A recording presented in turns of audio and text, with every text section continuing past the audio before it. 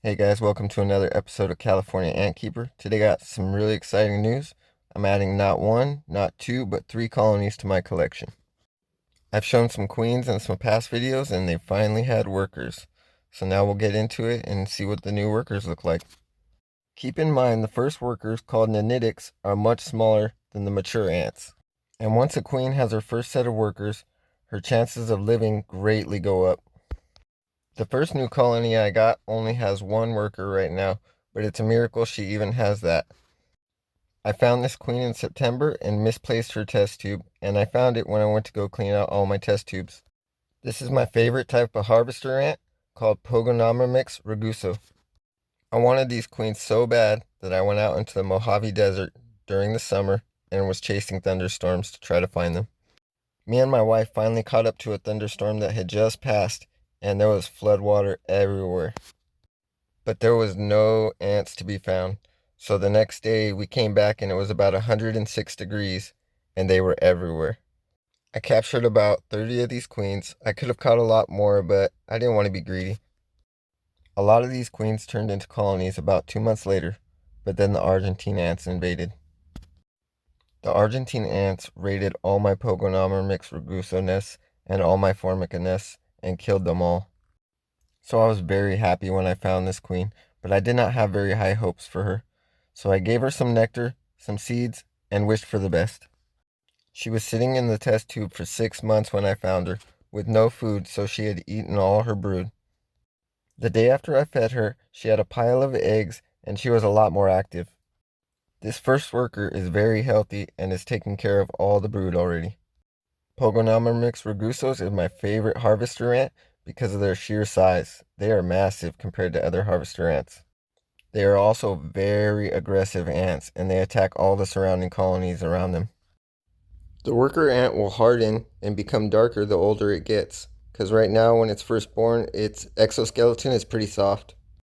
I actually found two of these queens the day I found her, but the other one didn't have eggs and isn't doing very well, but I continue to feed her and watch her and just take care of her. This type of harvester ant starts off really slow. It usually only has a very few workers to begin with, and the growth of the colony is really small until it gets to about a year old. The next colony I'll be introducing to you guys is a very rare type of ant. It is also the largest ant species in California. May I present to you my Camponotus CA02.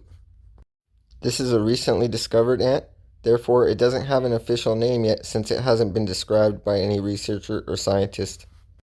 The first record I can find of somebody keeping these was only a few years ago, but I know other ant keepers that keep these, and it's a very fast growing species for a large Camponotus.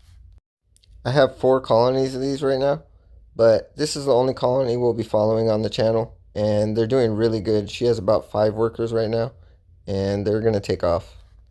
This Camponotus is found in lower elevation, and most of my big Camponotus are found in higher elevation, so I thought that was pretty interesting. I've noticed these Camponotus definitely love heat. They always go to the part of the nest that has the heat, and I'm not used to that with large species. They normally stay away from the heat because it gets so cold in the higher elevations. The third and last colony I'll be introducing today is another type of honeypot ant. Most species of honeypot ant, or Myrmecostis, are found in Southern California, but this type of honeypot, Myrmecostis testaceus, is found all throughout California. These first workers are much smaller than the Myrmecostis mendex colony I showed a few videos ago. But since filming this, I've noticed about half their brood pile has disappeared, and I don't know if they're hiding it or what because there's dirt in the tube too, so they could be covering it with dirt. And I put the dirt in there because it helps them spin their cocoons better. I know a few people that have kept this type of ant, but I can't find very much footage on the internet of them, like Myrmecostis mexicanus or Myrmecostis navajo. I have 3 colonies of these as well, but this is the colony we'll be following on the channel. I've connected this test tube to a Tar Heel Ant's mini hearth via vinyl tubing, and they can pretty much move in whenever they want, but it's been 3 days so far and they haven't budged. Thanks for joining me today as I take a look at the very first footage of my 3 new colonies, and I hope you guys will subscribe and keep coming back. Thanks guys, see you next time.